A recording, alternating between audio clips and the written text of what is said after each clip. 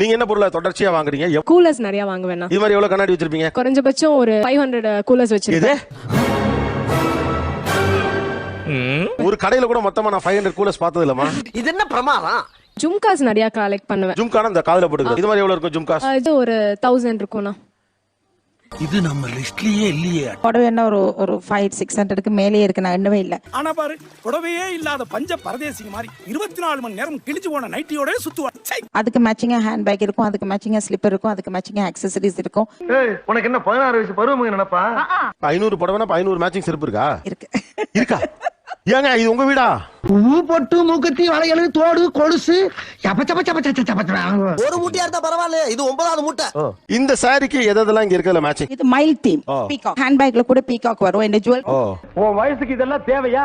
எனக்கு என்ன வயசாயி போயிடுச்சு. இது போக இன்னொரு லோடு இறங்குறான். நெக் பீஸ் மட்டும் ரொம்ப பிடிக்கும்.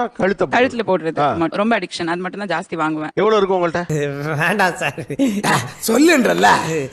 600 கேக்கல 600 கேக்கல சத்தமா 600 இருக்கும். ஏமா அதே இவ்வளவு உங்களுக்கு சொல்லல. இது யார்கிட்டயும் சொல்லாதீங்க. இது இல்ல எங்க அப்பா வேற சொன்னாங்க 600லாம் சொன்னா அதை கண்ணு வச்சிருவாங்க. நாங்க இல்ல இதெல்லாம் பார்த்தா அதுக்கப்புறம் அவங்க இப்ப சொன்ன ஸ்டேட்மெண்ட் வாபஸ் வாங்கிப்போம். என்கிட்ட சொன்னு நீ யார்கிட்டயும் சொல்லிடாத. ஏன்? கவலை எல்லா மனுஷனுக்கும் வரும், உங்களுக்கு மட்டும் இல்ல. ஆனா கவலை வர்ற மனுஷன் பூரா 500 ஜிமிக்கியும் 150 பிரஷ்மா வாங்குறான். யார் யாது? நீங்க அதை ஜஸ்டிஃபை பண்றீங்க. ரொம்ப சிம்பிளான ஒரு விஷயம். அப்செட்டா இருக்குதுன்னா ஏன் இப்படி ஆச்சு, இதை ஏன் பண்ணோம், அதை உட்காந்து யோசிக்கிறத விட சரக்கடிச்சா எல்லாம் சரியாயிடும். வெளியே கிளம்பி போவோம், 2 பொருளை பார்த்தா வாங்கணுமா வந்தோமா இதெல்லாம் நல்லா இருக்கு அப்படின்னு போட்டு பார்த்து கண்ணாடி பார்க்கும்போது எனக்கு அது மாறி போயிட்டு. ஆர்ட் மெட்டீரியல்ஸ், பிரஷஸ், பெயிண்ட்ஸ், ஒவ்வொன்றும் பிரஷஸே ஒரு 150. இது இந்தியால இருந்து வந்திருக்கிற ஒரு வினோதமான கேஸ். இப்போ ஒரு பெயிண்ட் பண்றதுக்கு ஒரு 5 பிரஷ் போதும். ஆனா 150 பிரஷ் நான் வச்சிருப்பேன் அந்த இடத்துல. எங்க போனாலும் 150. ஐ ஹேவ் இட் நவ. முடியல ஒரு பிரஷ் கூட யூஸ் பண்ணல இன்னும். எது உங்க பரம்பரை அப்படி சொல்றா பண்ணலாம். பட் இந்த மாதிரி ஒரு பிரஷ் ஒரு இடத்துல அப்படி அழகா அப்படி வச்சிருக்காங்கன்னு வச்சுங்களேன். அது பார்க்கும்போது எவ்வளவு ஈர்க்கும், அதை வாங்கணும் அப்படி எடுத்துக்கணும்னு. எவ்வளவு இருக்கு? 5 ரூபாய் தானே இருக்கு.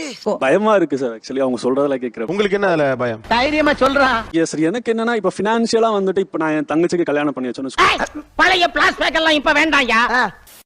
அவங்க சொன்னாங்க இந்த கிளாஸ் எல்லாம் வாங்குனதுக்கு அதெல்லாம் சேர்த்தா கூட ஒரு 2 லட்சம் ரூபா ஆகும். அந்த காசு நான் என் தங்கச்சி கல்யாணம் பண்ண கடன் அடைச்சிருவேன். இவன மாதிரி வீட்டுக்கு ஒரு பிள்ளை இல்ல.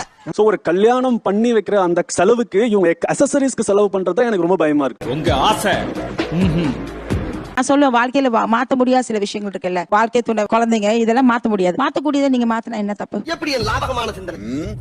ஒரு உளவியல் காரணம் இருக்கிற மாதிரி தெரியல. எல்லாருமே சோகமா இருக்கும்போது நாங்க ஷாப்பிங் போவோம். இந்த மாதிரி நான் வாங்கி நிறைய வச்சிருக்கேன், உபயோகப்படுத்தல. 200 பெரியார் இல்ல. இவங்க அந்த ஜும்காஸ்குள்ள போனோன்னு கவலை எல்லாம் மறந்துட்டேன். இவங்க எல்லாம் தங்களை தாங்களே ஒழிச்சுக்கிறதுக்காக இந்த மாதிரி ஒரு விஷயம் பண்றாங்களோ நான் யோசிக்கிறேன்.